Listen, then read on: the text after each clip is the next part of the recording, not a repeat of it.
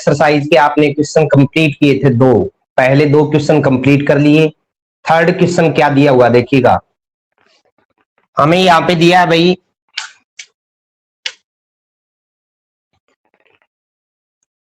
रेखिक समीकरण का युग्म दे रखा है, यानी 8x प्लस में 5y इज इक्वल टू दिया है पहली इक्वेशन 9 और 3x प्लस में 2y इज इक्वल टू दिया है आपको 4। दो आपको समीकरण दी हुई है, दोनों को आपने एक तो प्रतिस्थापन विधि से हल करना है और दूसरा आपको करना है वज्र गुणन विधि से। तो प्रतिस्थापन विधि क्या कहती है पहले सुनिए भाई, ये समीकरण नंबर 1 दे दिया और ये समीकरण नंबर 2। प्रतिस्थापन विधि द्वारा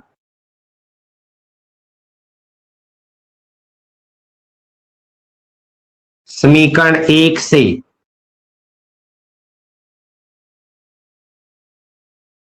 eight x is equal to 9 minus में 5y आई x is equal to 9 minus में 5y, 5y को उधर ले गए बेटा माइनस का हो गया, 8 यहां मल्टीप्लाई में इधर जाएगा तो डिवाइड में जाएगा, ठीक है।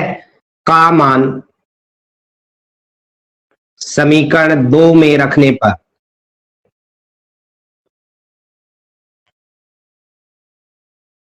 प्रतिस्थापन विधि या सब्स्टिट्यूशन मेथड में हम क्या करते हैं, एक समीकरण से x या y का मान दूसरे समीकरण में पुट करते हैं।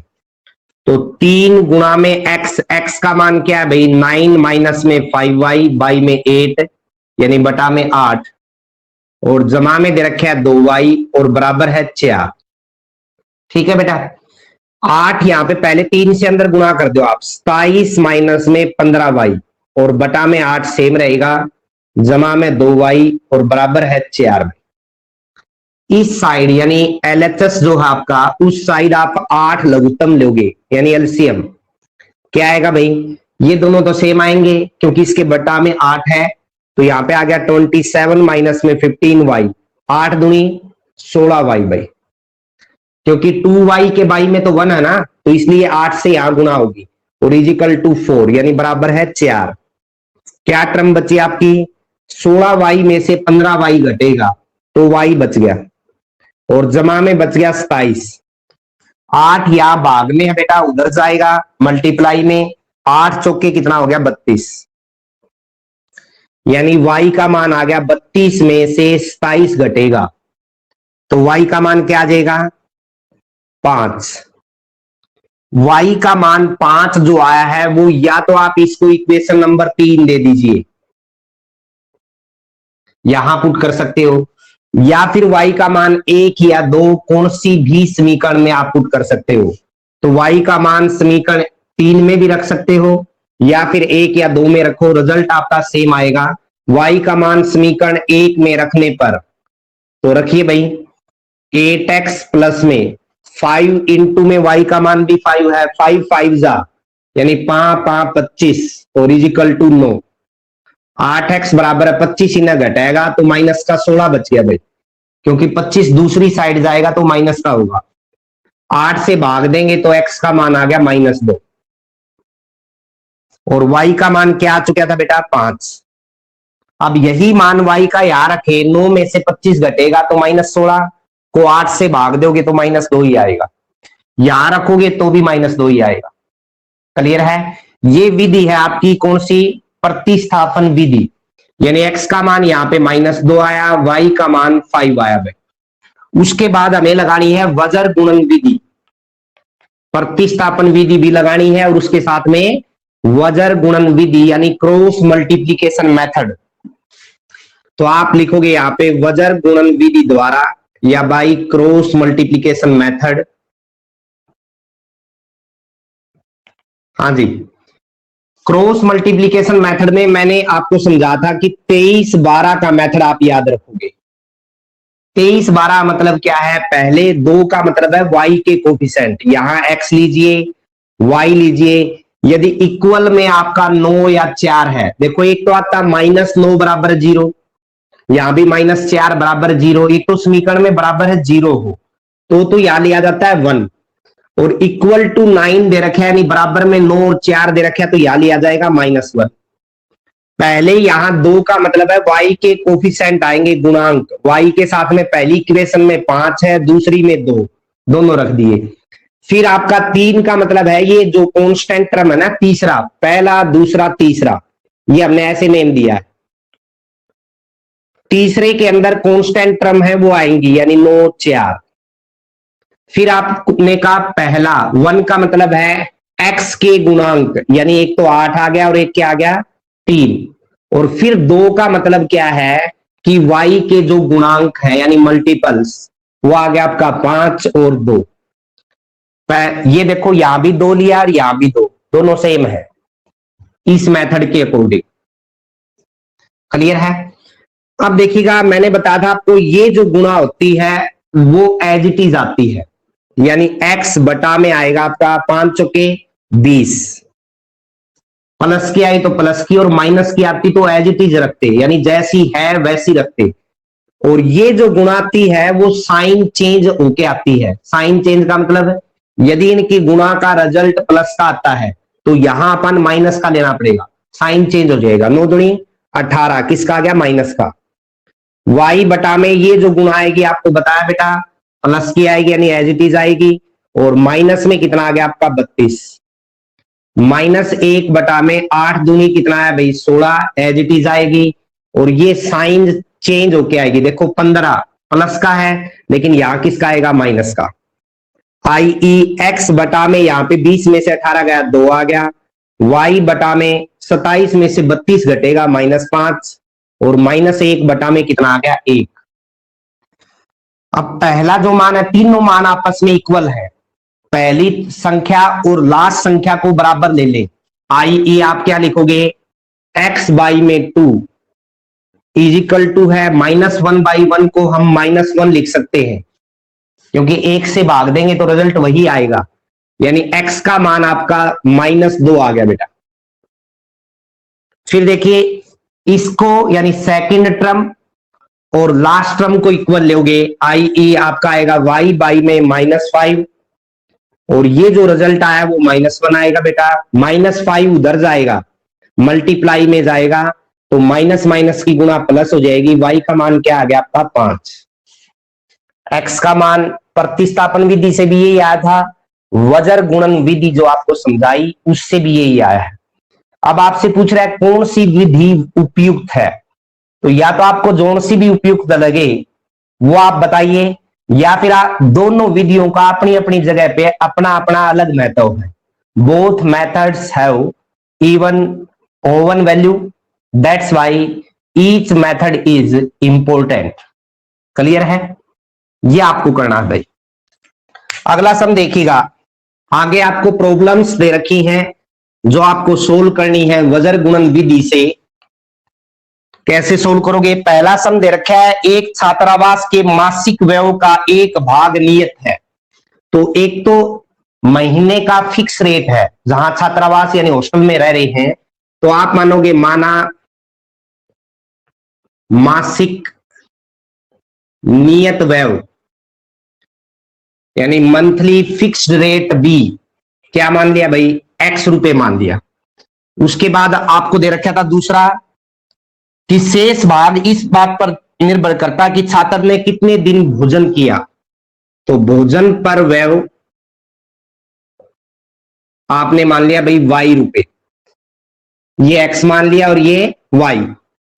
प्रश्नानुसार क्या कह रहा है, आगे दे रखे आपको कि जब एक विद्यार्थी ए जो 20 दिन भोजन करता है, 20 दिन भोजन करा बेटा, यानी फिक्स रेट तो x आ गया, प्लस में 20 दिन करेगा तो एक दिन का भोजन पर व्यय है ये, माना एक दिन का भोजन पर व्यय, तो फूड के ऊपर जो रेट लग रहा है पर डे वो आपने y रुपए माना, तो ये आ गया आपका 20y, और इज इक्वल टू कितने रुपए पे कर रहा है वो 1000।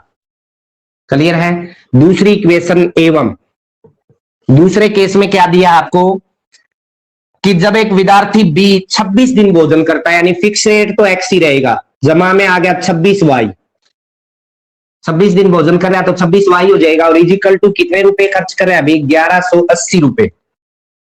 हाँ जी, उसके बाद पूछा है कि आपसे नियत व्यय या प्रतिदिन के भोजन का मूल्य ज्ञात कीजिए। तो दोनों इक्वेशन आपके सामने है बेटा। मैंने आपको बताया था कि इक्वल में यदि टर्म आ जाती है, बराबर में कोई संख्या आ जाती है, तो वजर गुणन विधि से या बाई क्रॉस मल्टीप्लीकेशन मेथड क्या करते हैं आप 23-12 का मेथड मैंने आपको बताया था, ध्यान रखिए। तो पहले आएंगे आपका एक्स वाई और -1 लिया। ये प्लस का 1 कब आता? जब हम -1000 इधर लाके बराबर 0 करते, तब प्लस का 1 आता। तो यहां पहले आते हैं 2 का मतलब है वाई के कोफिशिएंट, यानी 20, 26। फिर 3 का मतलब है कांस्टेंट टर्म, जो अचर मान दे रखे हैं। क्या क्या दिए? एक तो 1000 दिया बेटा और एक 1180। ठीक है भाई।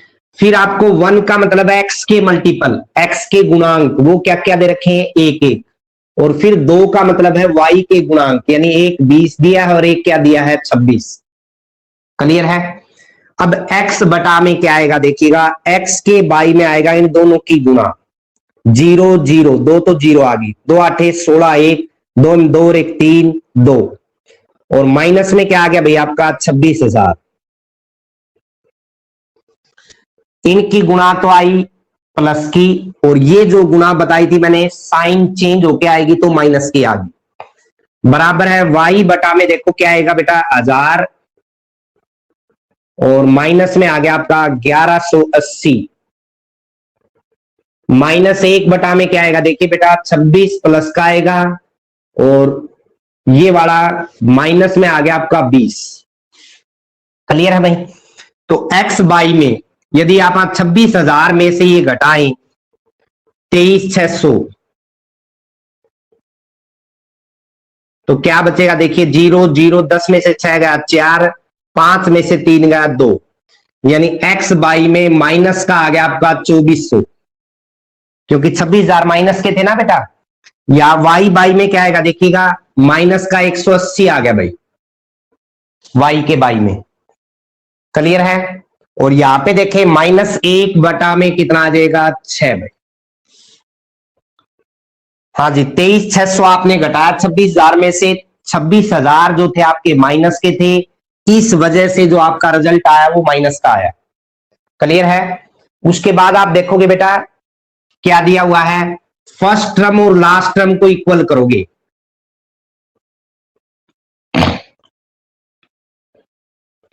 तो ये जो टर्म है उधर जाएगी, गुणा में जाएगी भाई। -1/6 गुणा में माइनस का 2400, 6 से भाग दोगे तो 400 पे कट गया, यानी 6 चौके 24, यानी माइनस माइनस क्या हो गया? प्लस, यानी फिक्स जो रेट है आपका वो 400 रुपए है।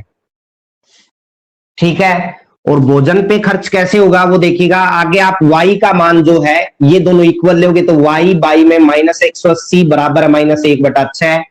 ये उधर जाएगा तो मल्टीप्लाई में जाएगा, -1/6 गुणा में -180, माइनस से माइनस प्लस हो गया भाई। y इज इक्वल टू आ गया 6 से काटोगे 30 आ गया भाई। यानी भोजन पर प्रतिदिन जो खर्च हो रहा है वो 30 रुपए हो रहा है। अब आप चेक करना चाहो देखिएगा, 400 रुपए तो यहां लगाएगा, फिक्स रेट है। ठीक है? और y का मान यहां पे 30 रखेंगे तो ये हो गया 600। टोटल कितना हो गया आपका? 1000। यहां भी कितना है? 1000। फिर देखिए x का मान यहां रखे तो ये आ गया 400 भाई। 26 गुणा में 26 तिया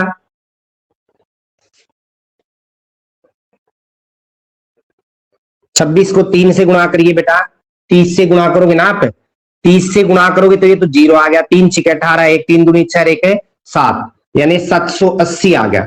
दोनों को ऐड करें तो 1180 आएगा। यानी आपने जो रिजल्ट निकाला है वो आपका बिल्कुल सही है। तो मासिक नियत व्यय तो आ गया 400 रुपए बेटा, और प्रतिदिन भोजन पर जो खर्च हो रहे हैं वो कितने रुपए हो रहे हैं? 30 रुपए। तो वजर गुणन विधि में मैंने जो पॉइंट बताया ये बराबर है 0 नहीं है तो यहां -1 लेना है। ये पॉइंट आपको नोट करना है।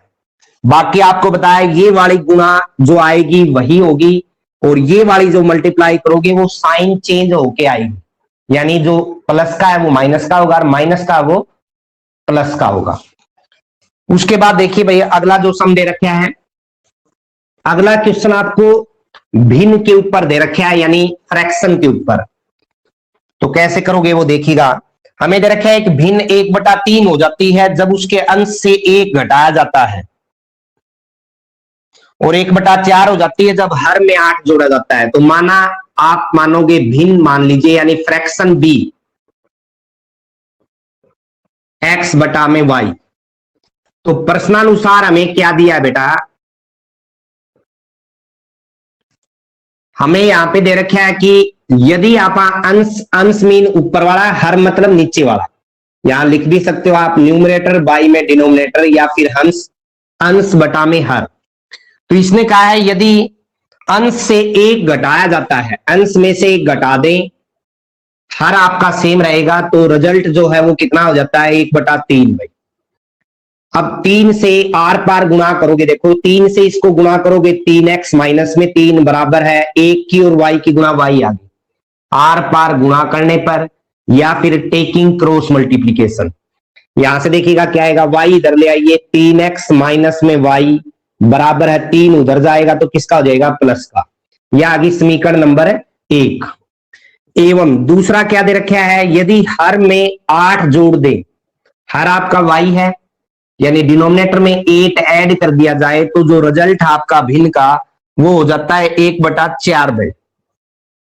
आर पार गुणा करोगे बेटा, वही 4x बराबर है, ये 1 से गुणा होगी तो y जमा में 8, यानी समीकरण बन गई आपकी 4x माइनस में y बराबर है 8, और ये समीकरण नंबर क्या बन गई 2। ठीक है, अब देखिएगा दोनों आप समीकरण यहां लिख लीजिए, 3x माइनस में y बराबर है 3, और दूसरी लिख लिया आपने 4x माइनस में y इक्वल टू 8। क्लियर भाई। वजर गुणन विधि से आपको मान निकालना है x और y का। वजर गुणन विधि द्वारा x का मान यहां रखोगे, यहां y का, और यहां पे क्या आ जाएगा -1। पहला जो मान y के कोफिशिएंट आएंगे, y का कोफिशिएंट क्या है बेटा, हाँ जी y का कोफिशिएंट क्या है, पहले देखो -1, यहां भी -1, प्लस का तो प्लस का मान आएगा, माइनस का तो माइनस का आएगा, ये ध्यान करना है। फिर तीसरा यानी कांस्टेंट टर्म क्या है, 3 8 अचर मान। फिर x के कोफिशिएंट क्या है भाई, 3 4, और फिर आपका दोबारा y के कोफिशिएंट 23 12 बताया था, वही मेथड ध्यान रखना है, -1 -1। 2 का मतलब y के कोफिशिएंट, 3 का मतलब अचर मान यानी कांस्टेंट वैल्यू, 1 का मतलब x के कोफिशिएंट, और फिर 2 का मतलब y के कोफिशिएंट। ये आपने ध्यान रखना है। अब देखिएगा ये जो गुणा आएगी वो रिजल्ट एज इट इज आएगा, -8, और प्लस में कितना आ गया बेटा 3। ये जो गुणा आएगी वो एज इट इज आएगी, यानी प्लस का 12, और माइनस में कितना आ गया बेटा 24, 8 या 24 भाई। -1 बटा में इनकी गुणा करोगे -3, और इसकी गुणा आएगी प्लस का 4 भाई। क्लियर है, साइन चेंज हो गया ना आपका। अब यहां से देखें x बाई में ये आ गया -5, y बाई में ये आ गया -12 में, और -1 बटा में कितना आ गया 1। पहली और लास्ट संख्या को बराबर लें, यानी x बराबर है -5 बराबर है -1, ने 1 पे भाग दे, -1 क्या होगा भाई, -5 उधर जाएगा गुणा में, तो माइनस माइनस प्लस हो जाएगा, यानी x का मान आ गया 5। इसी तरह y बटा में -12 बराबर है -1, लास्ट जो आपकी संख्या है दोनों उसको बराबर ले लिया बेटा, ये -12 उधर जाएगा तो प्लस का हो जाएगा, यानी y का मान कितना आ गया 12। आप क्या कहोगे, अतः भिन्न जो है अपनी लास्ट में लिखना आपने, या फ्रैक्शन b कितनी हो जाएगी 5 बटा में 12 होगी। अब इनको चेक करना चाहो तो कैसे करोगे, देखो आपको पहली जो कंडीशन दी थी उसमें कहा था कि यदि अंश में से 1 घटा दिया जाए, 1 घटावा तो कितना बचा 4, और हर जो है वो आपका सेम रहेगा, बटा में आ गया 12, 4 दिए 12, 1/3 आ गई भाई। क्लियर है। दूसरे केस में देखें, ये कह रहा है कि हर जो है अपना नीचे वाला पार्ट डिनोमिनेटर, उसमें 8 ऐड कर दें, 8 ऐड करेंगे, अंश सेम रहेगा यानी न्यूमरेटर सेम रहेगा, नीचे वाले में 8 ऐड करें तो ये आ गया 20, 5 चौका 20, 1/4।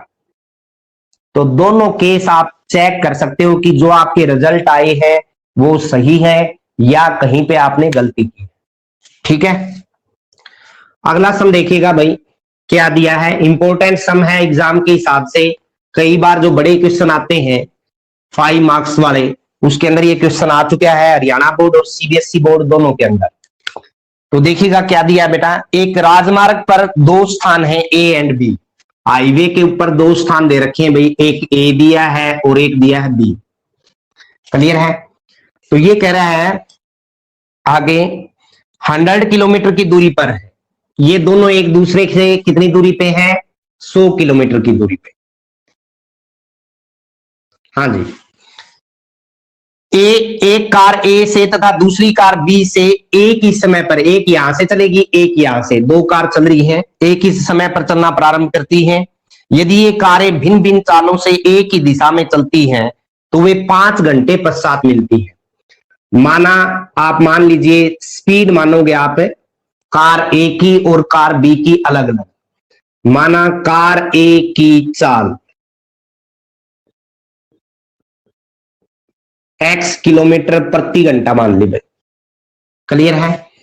इसी तरह माना कार बी की चाल कितनी मान ली, y किलोमीटर पर आवर।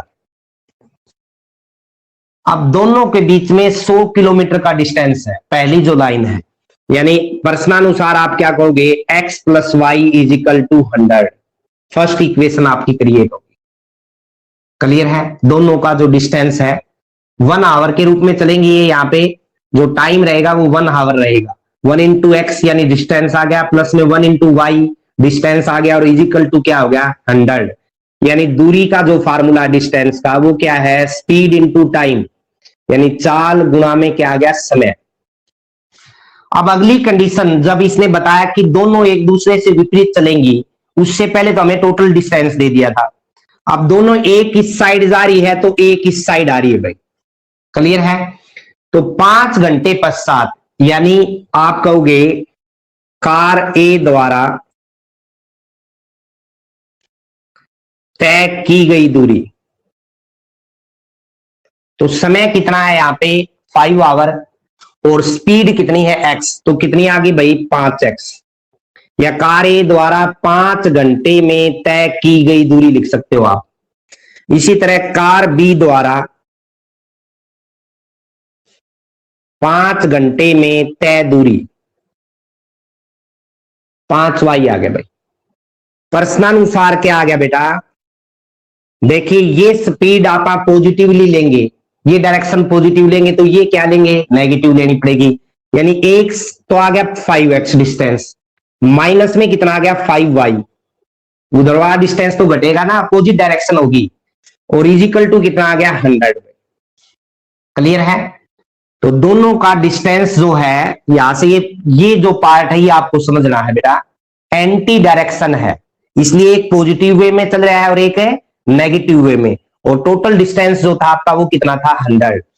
यहां से देखिएगा 5 कॉमन लोगे तो x minus y is equal to 100, यानी x minus y is equal to 5 उधर जाएगा, डिवाइड में जाएगा यानी भाग में जाएगा तो कितना आ गया 20, और ये इक्वेशन नंबर क्या आ गई, सेकंड।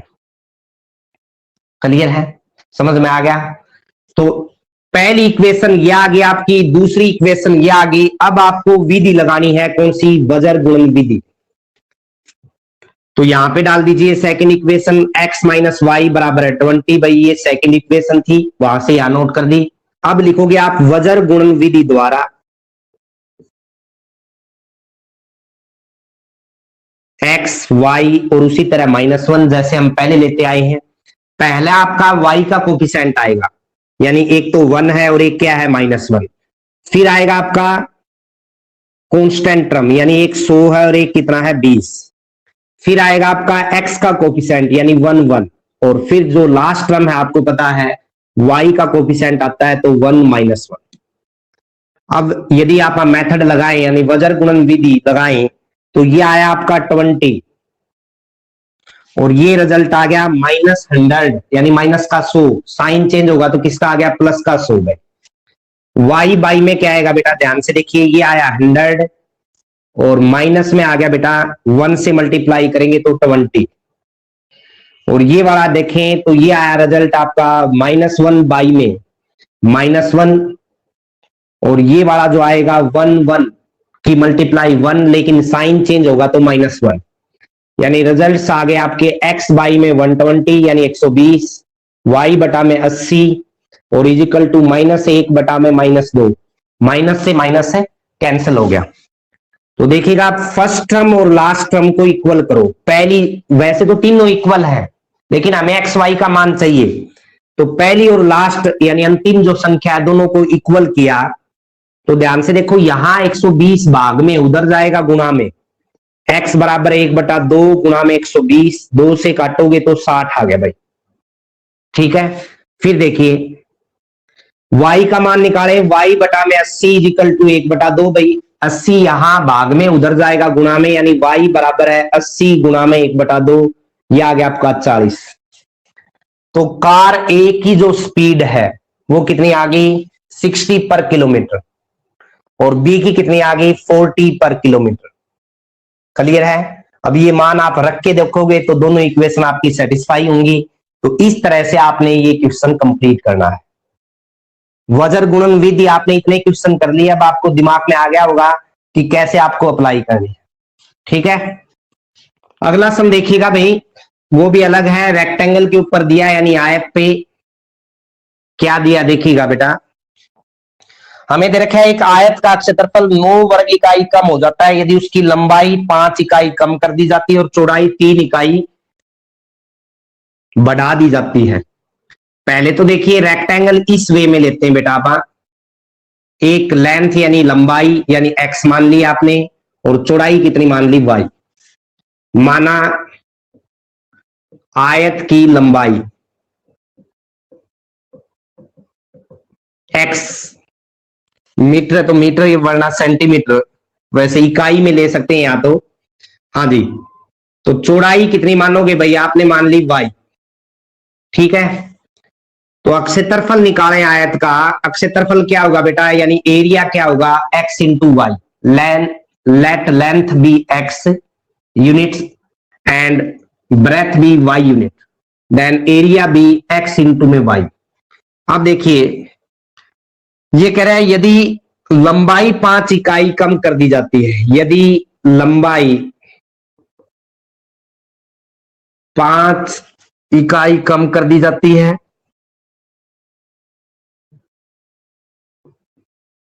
कर दी जाए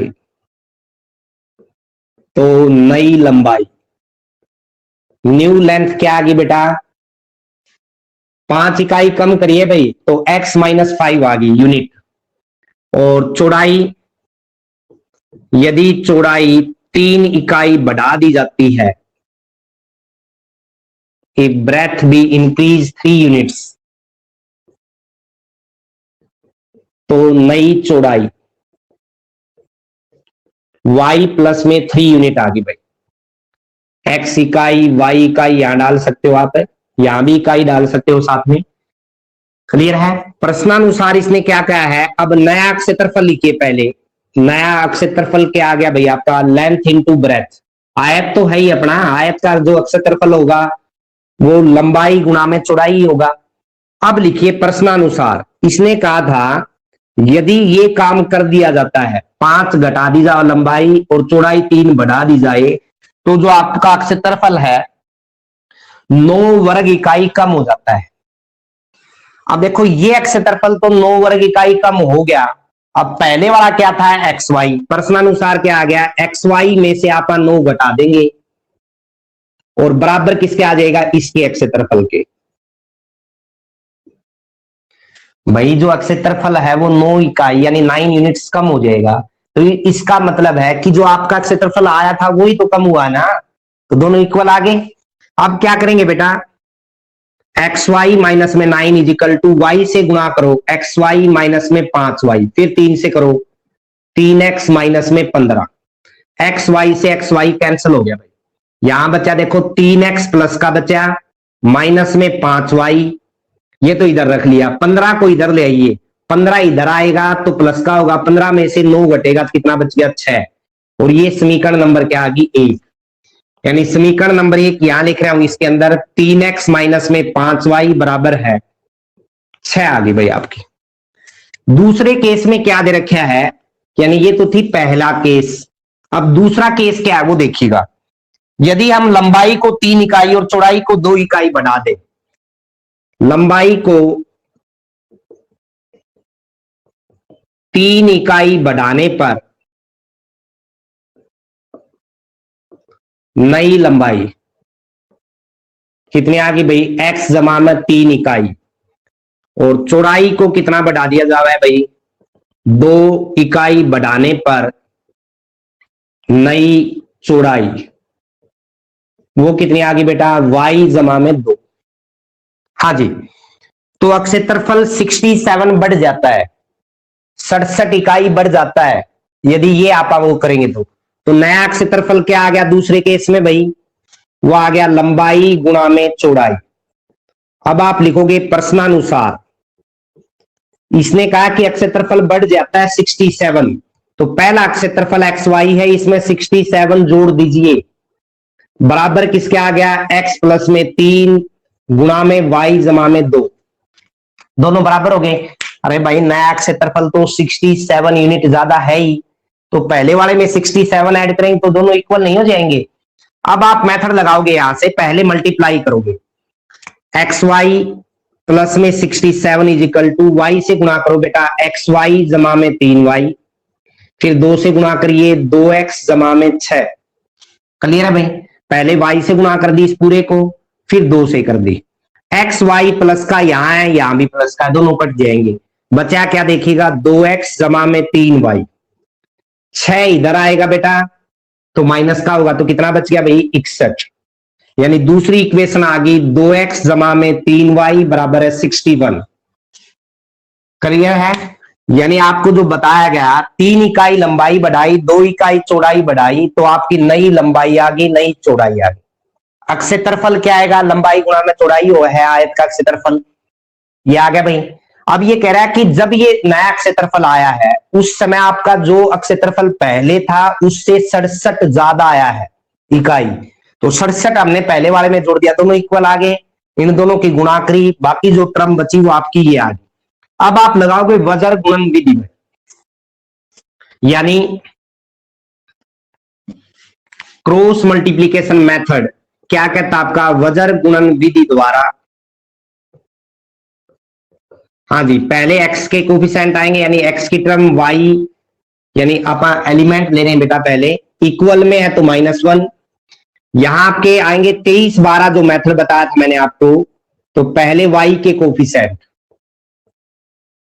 फिर आपकी जो कांस्टेंट टर्म है यानी 6 और 61, और फिर जो पहले का मतलब है 3 और 2 x के कोफिशिएंट, और 2 का मतलब है y के कोफिशिएंट, ये और ये सेम है यानी y के गुणांक, तो x बटा में क्या आ गया, इन दोनों की गुणा भाई, माइनस का आ गया ये 305, और माइनस में ही आ गया 18, ठीक है।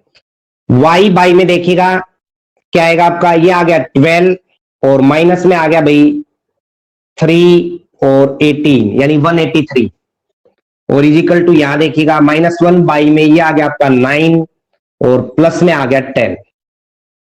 क्लियर है, तो x बाई में क्या आ गया आपका देखिएगा 323 आ गया भाई, वो भी माइनस का, y बटा में कितना आ गया, माइनस का 171 आ गया भाई, माइनस का 171, और ये आ गया माइनस का 1 बटा में 19। अब जैसा आपको बताया गया है बेटा, आई ई का मतलब इस प्रकार होता है हिंदी वाले, अतः भी लिख सकते हो आप, पहली और लास्ट टर्म को इक्वल लीजिए, x बटा में माइनस जो आपका थी टर्म, x बटा में माइनस का 323, और बराबर है माइनस का 1 बटा में 19, यहां 323 भाग में उधर जाएगा गुणा में, यानी x बराबर क्या आ गया भाई, माइनस माइनस प्लस हो गया 323 बटा में 19, ठीक है। 19 से भाग दे, 19 से कम 19, कितना बचा 13, और 19 साता 133, ठीक है, तो 17 आ गया भाई। y का मान इसी तरह आप निकालोगे, देखिएगा y बाई में जो दे रखे आपको -171, ठीक है भाई, और इजिकल टू दे दिया माइनस का 1 बटा 19, ये माइनस माइनस उधर जाएगा यानी मल्टीप्लाई में जाएगा 171 बटा में 19 कितने पे कट गया 9 पे। यानी जो लंबाई है वो तो आ गई आपकी 17 इकाई यानी 17 इकाई 17 यूनिट्स आ गया। और चौड़ाई कितनी आ गई बेटा 9 यूनिट्स यानी 9 इकाई। अब देखो आपको जो पहली कंडीशन दी थी वो क्या दी थी, ये तो आ गया 17 भाई और ये आ गया आपका 9। अब क्षेत्रफल जो आया आपका दोनों का 17 निम्मा कितना होगा भाई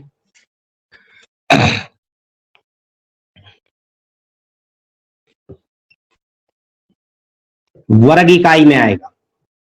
ठीक है 153 वर्ग इकाई आएगा बेटा सॉरी।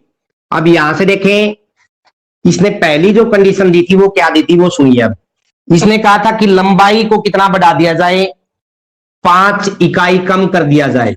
लंबाई 17 है तो कितनी होगी 12 भाई। और जो चौड़ाई थी उसको कितना बढ़ाया था 3 इकाई बढ़ा दिया जाए तो ये भी कितनी होगी 12। दोनों की मल्टीप्लाई करें तो कितना आ गया 144। कितना कम हो गया 153 में से 9 घटाएंगे तो 144 ही आएगा। और इसने क्या रखा है जब पहली कंडीशन कही थी तो ये बोला था कि 9 इकाई कम हो जाएगा वर्ग इकाई क्षेत्रफल। तो आपका जो रिजल्ट है वो बिल्कुल सही है। ठीक है तो इस तरह से आपने ये क्वेश्चन करने बेटा। ये लास्ट पार्ट था आपका। उम्मीद है